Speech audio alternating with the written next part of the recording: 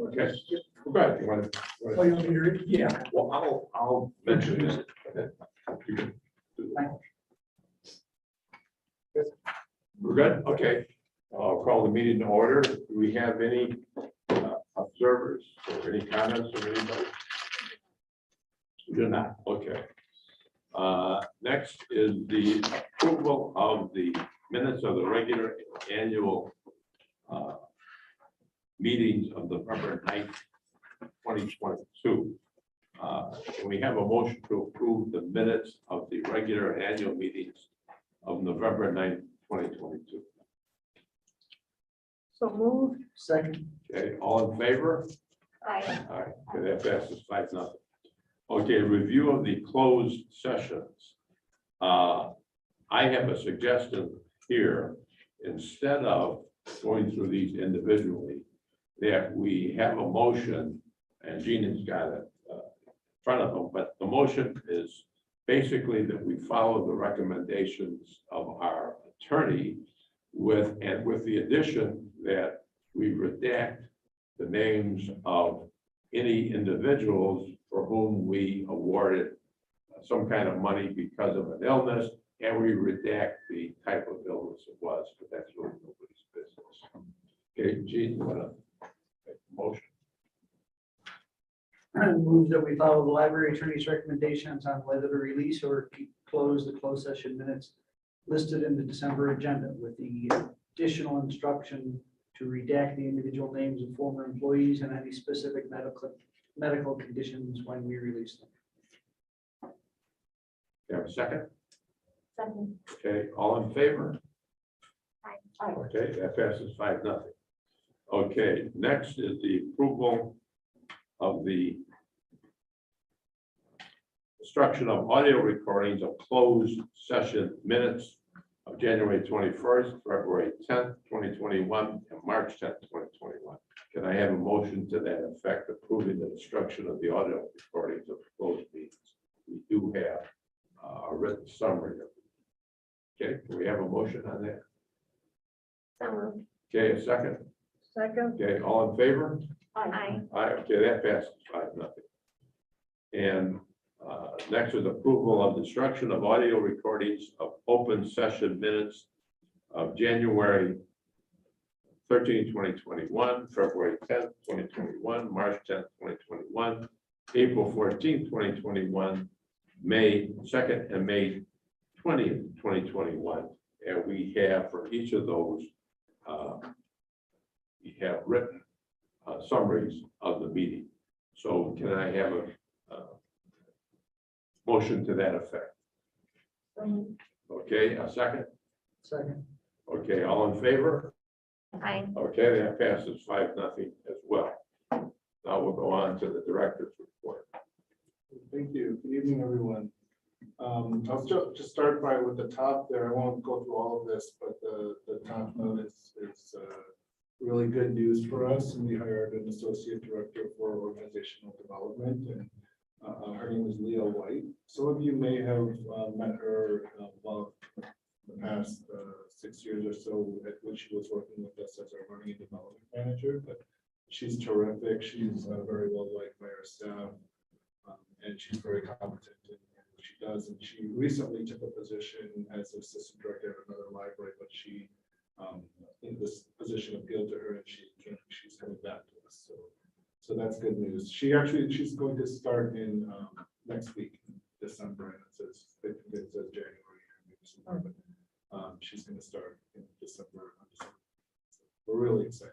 Richard, question Yes, for yes. you. I know that Leah was helping us with training and learning development. Yes. Does she have a background in OD? Does she have She- an educational background? or- She has a background in library science, so she, Right. but she is a longtime manager, now an administrator. She's worked in HR through her 6 years experience with, or 5 years experience with us. We also sent her through a lot of training when she was a learning and development manager, so she has some of that background. So technically, she doesn't have a degree in organizational development. But the work that we're going to be asking her to do, she's very experienced in, just mostly through work experience. you explain to us? So her position, the HR manager will report to her. Right. Any HR staff that we hire in the future will report to Leah.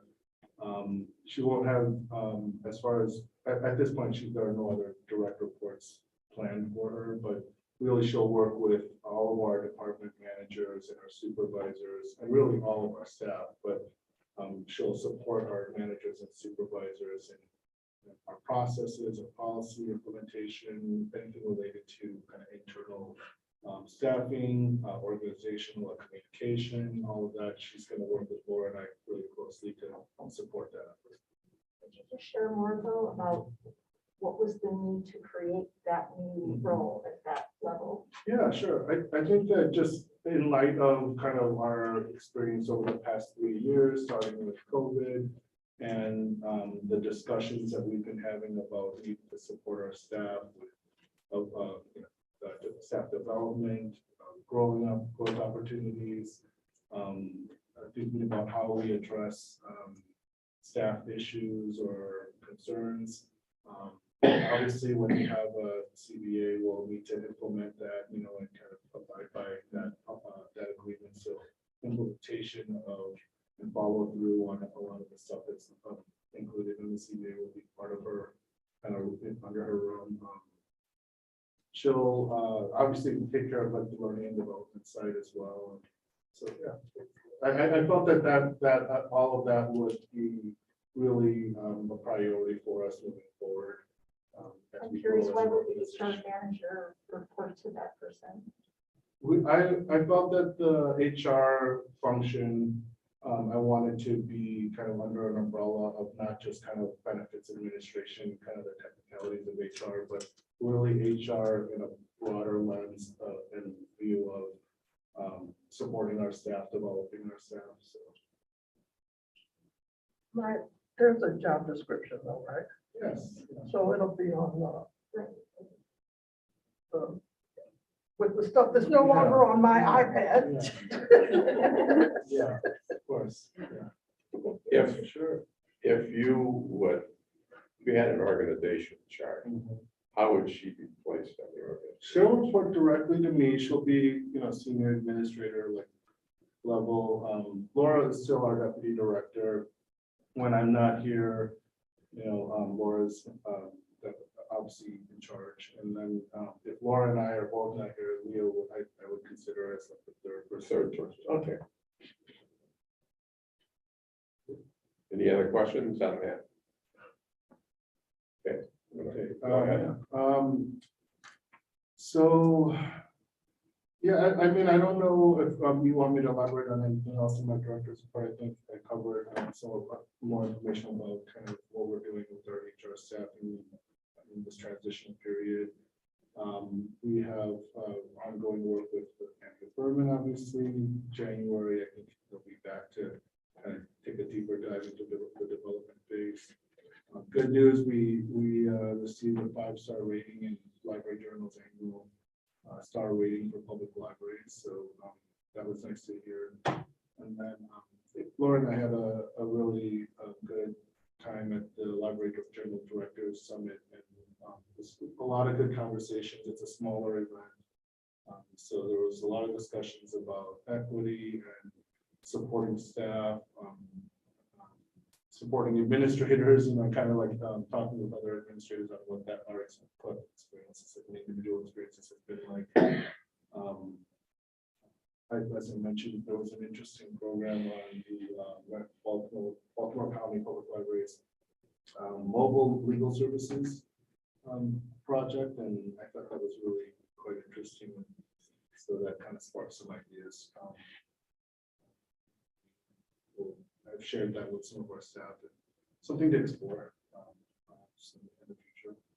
Go ahead. I'm sorry. That was one that that you sort of described, and I'm really excited about that. But the other question that I had for you that you may not want to answer right now, you don't have to, and that's just what was the biggest takeaway that you guys brought from that earlier workshop, et cetera, that you think we should be thinking about. And that's not something you have to come up with right now, but it is a question that I have on the table as we move forward. Yeah, I mean, I'll think about that and I'm happy to have more conversations with you at the board about that. I think just off the top of my head, really, the theme was about really kind of talking about and trying to understand the unique experience that library leaders have had in the past few years, trying to lead people through a pandemic and so much change, and how much how important it is to have those relationships with staff and vice versa, right? For staff to understand and support leaders as well. So there was just kind of a lot of discussion about that in sessions, but even just like in the hallways. So I think we're already aware of obviously the importance of all that. And we're going back to Mira's question, I think moving forward, I really see need to prioritize what we're doing in-house while also still excelling in how we're serving our public, because they're connected, right? So. Richard, when did our HR manager depart? And are we in the process of finding someone else? Are we in the process of interviewing? This candidates? month, and I haven't posted anything. I'm gonna wait for you to start and we'll have discussions. That'll be obviously our top priority.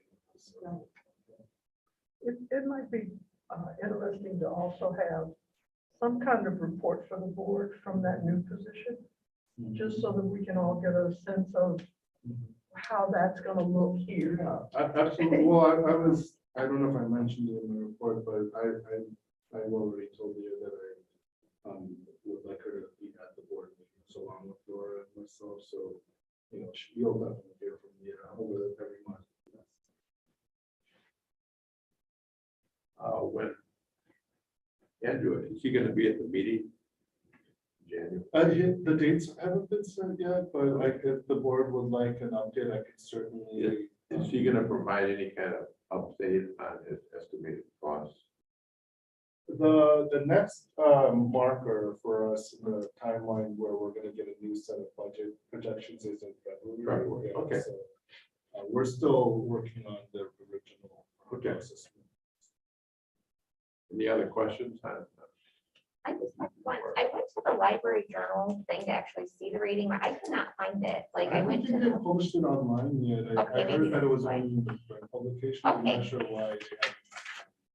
they haven't gotten to that yet. all right, cool. I know, I tried that too, and I saw it last year, but not this year. Yeah, I like to look at the data and see how we stack up to other people. Right, right. and- Yeah, there's a whole chart and spreadsheet that they'll release. Okay, It's actually based on, it's always like kind of 2 years behind, so they're using data that's reported by libraries in 2020, I believe. So, which is a weird year because it was affected by COVID, obviously. yeah, So depending on how libraries, have their fiscal year timed out, and their reporting effect, that had an impact on this year's ratings. yeah, I'll be curious to see the numbers, because even just looking at past years, like it captures and it will compare our library to everything from circulation to e-circs and visits and all that stuff. So I think, we've been talking a lot about like how our gate counts up and all that. I think it'll be good to be able to compare a like-sized library and expenditure to others to see how we're benchmarking. Yeah, So absolutely. It's interesting. It is an interesting report, yeah. based on- can't wait to see it. Any other questions or comments on Bishop's report? Okay, I'm sorry, it's a quick, on the, your reference to the mobile legal clinic kind of thing made me wonder, what's the life expectancy on our mobile? on the mobile? The life expectancy is, I believe 18 years, I want to say. So we got that in 2016. So we've had quite a long time and we do regular maintenance on it. So hopefully, I haven't heard of any concerns. So.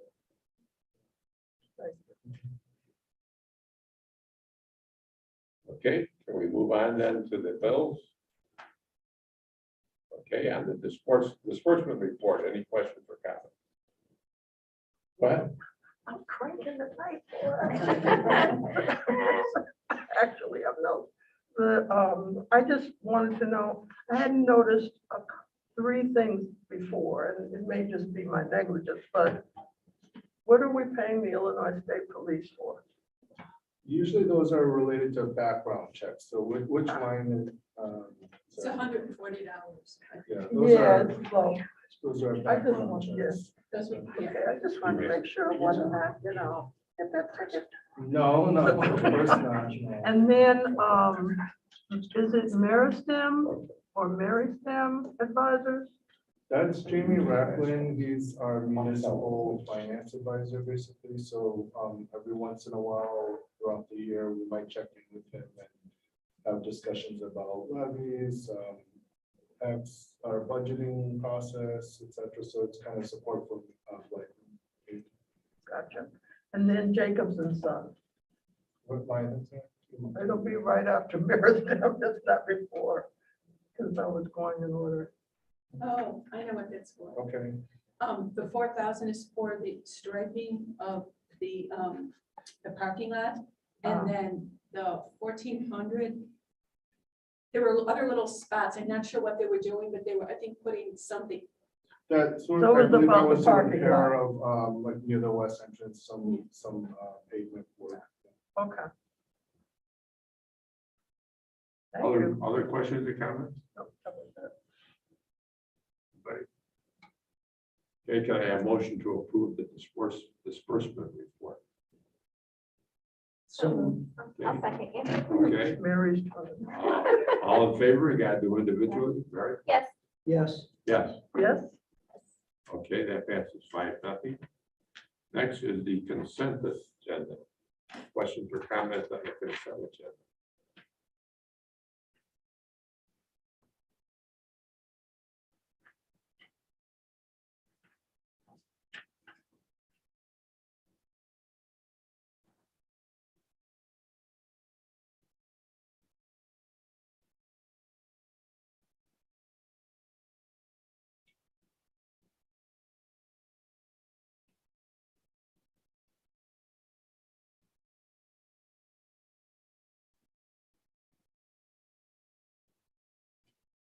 Glad to see the gate count going up again.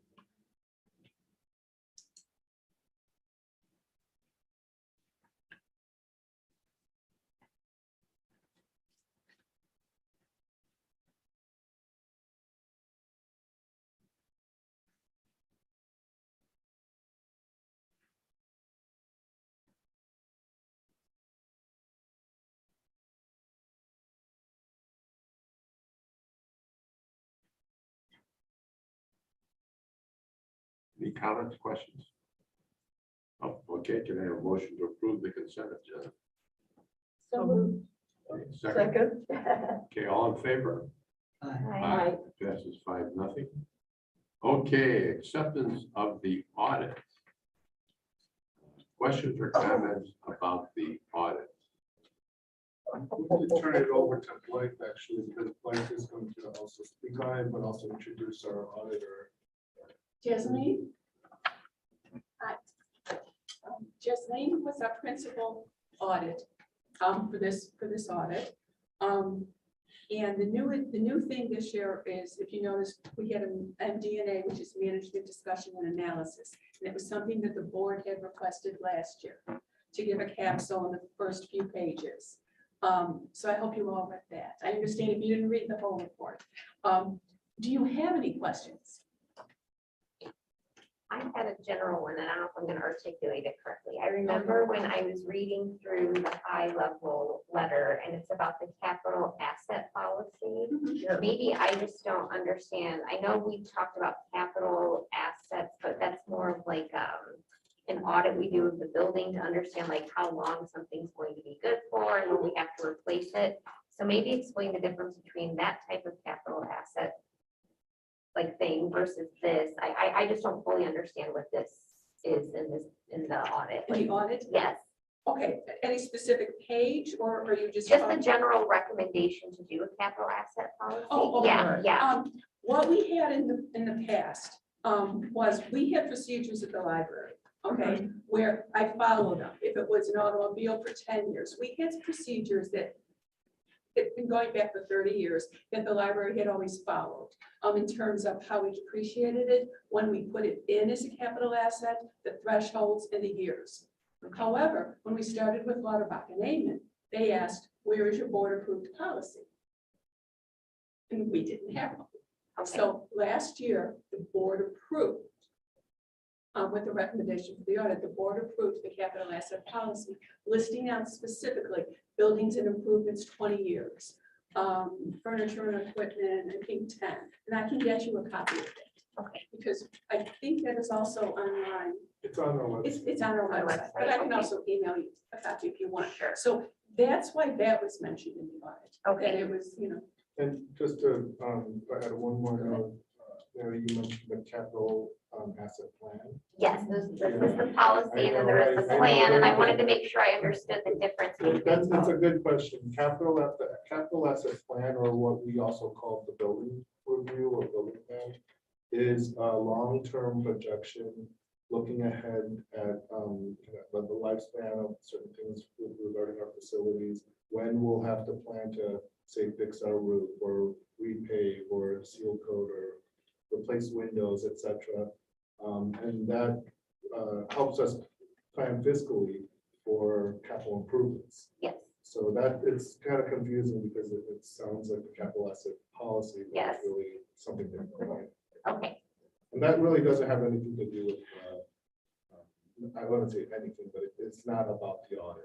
That's a separate process. Okay. Where we work with engineers to.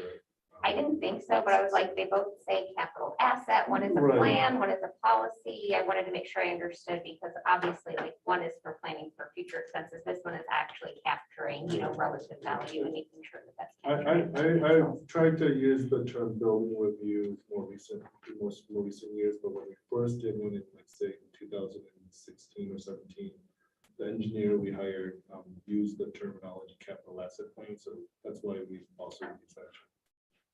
Because we've had an investment policy We have, of assets. Right. That's not That- capital asset. right, that's a whole separate. Right, thing too, it right. gets confusing when we start Right. talking about. There's a finance plan, a policy, the investment policy, the capital asset policy, which I just spoke about, and then the capital asset or building review, which is about capital improvements over the next 10, 20 years. Right. So like you just said with the capital asset policy, you mentioned examples of 20 and 10 years. What do those numbers relate to? I should know by heart, but I don't. I think building improvements we capitalize over 20 years.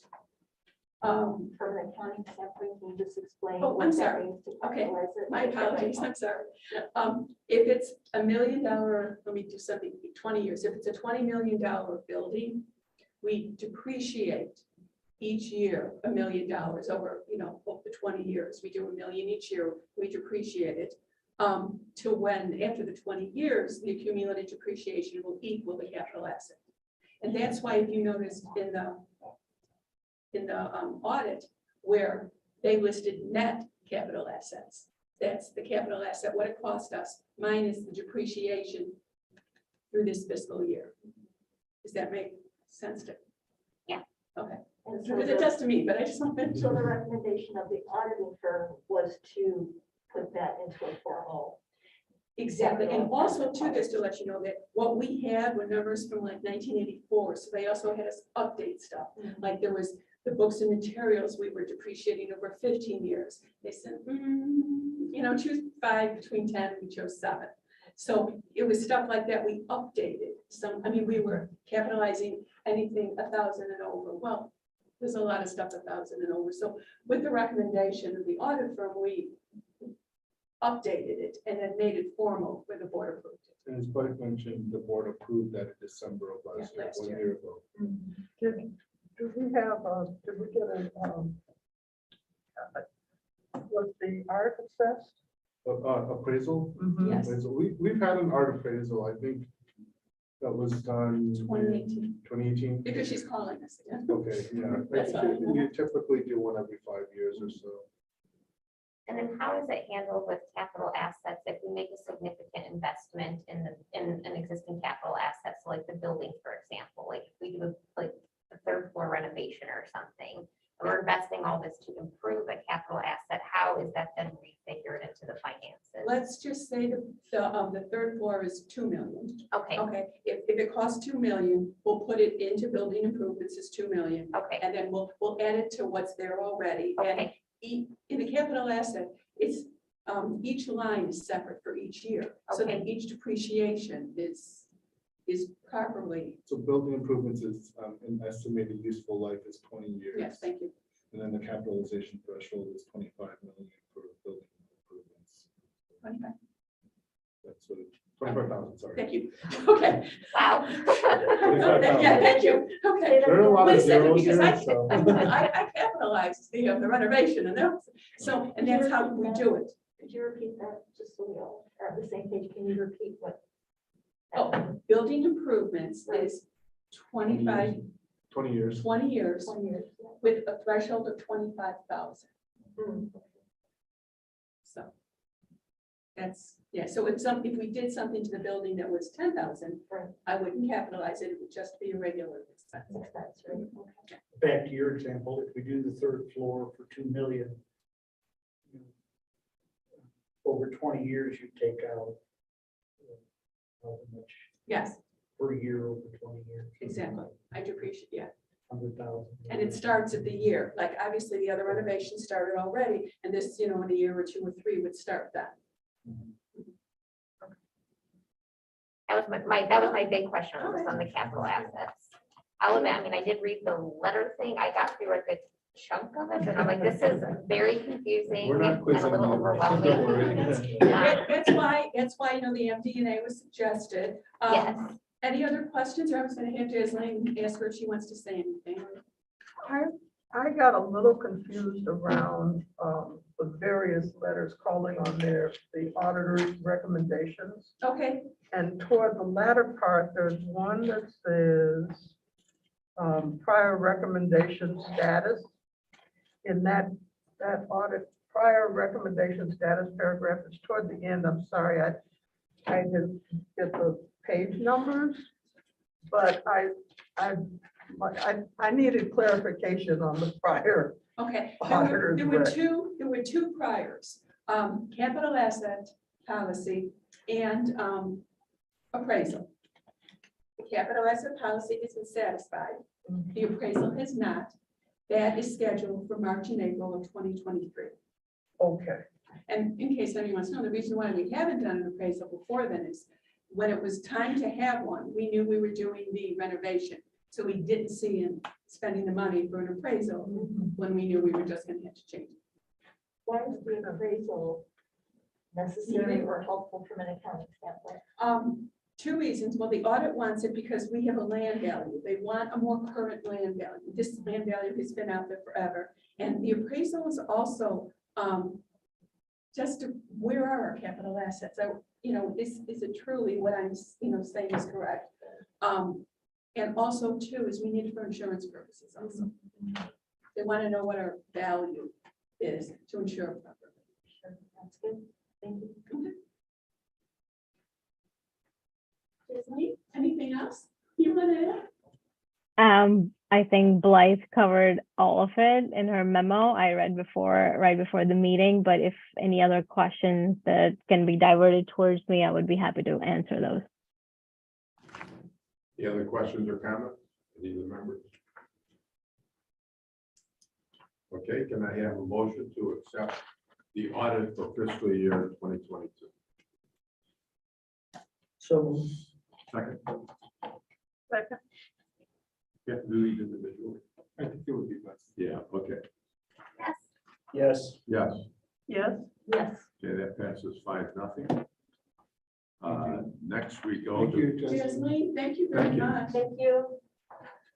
next Thank we you go to- everybody for having me, and thank you for this year's audit. Thank you. Thank you. Good night. Next is at page 150, the approval of the Thera insurance renewal. So this is related to not, so remember there's Lyra and then Limerick. Lyra has to do with more of our liability property, cyber, that type of insurance, or business insurance is what I call it. We belong to a consortium called Lyra. I mentioned in the memo what goes into that. And there's a little memo or letter that explains more about what Lyra offers and why it's a benefit to us to belong. We received our renewal quote and it turned out to be about 6% less than last year, which was a surprise because we had been anticipating a big jump this year. So another kind of proof, that belonging to a group like this has benefited us because they, instead of going to carriers as one individual library, we can go to them as 60 libraries. So there's a lot more weight there to negotiate with. So the administrators did a great job this year. We're able to be a part of this. Is that the main reason why the rate went down, is because of the group power, the group purchasing power? So to There's speak? a lot more to it. I mean, there's different policies. Right. And so every carrier, they have a discussion about and a negotiation and kind of explanation of what libraries are, why we're good. We're not a huge risk or whatever for these carriers. And then there's a lot of, I guess, we only deal with that our administrators do that. I'm not privy to, but on the whole, they kind of went to different carriers and they ended up really with favorable results. So I mean, it's really quite a nice surprise it because is, yeah. in terms of other consumer insurance policies, we all know all of them are going up, so. Yeah, and our coverage is actually, it wasn't like they cut our coverages and then got that 6%. It's maintained or improved, so, yeah. So if the board has any questions, I'm happy to try to answer them, but I recommend that the board approve the 2023 Lyra insurance renewal at a total amount of $122,263. Questions? Anybody? Okay, can I have a motion to approve the renewal of the Lyra insurance for 2023 in the amount of $122,263? So moved. Okay, a second. I'll second. Okay, all in favor, do individually? Yes. Yes. Yes. Yes, Yes, Okay, that passes 5-0. Next is rails, and since Shabnam's not here, thank you, Shabnam, for another that's excellent. gonna save that for another thank day. you, Shabnam. Okay, the next thing is someone make a motion for a closed section pursuant to 5 ILCS 122 C1 and C2. Discuss the collective bargaining. Anything else? Okay, can I have that motion? So move. Okay, a second. Second. Okay, all in favor? Aye. Okay, that passes 5-0. And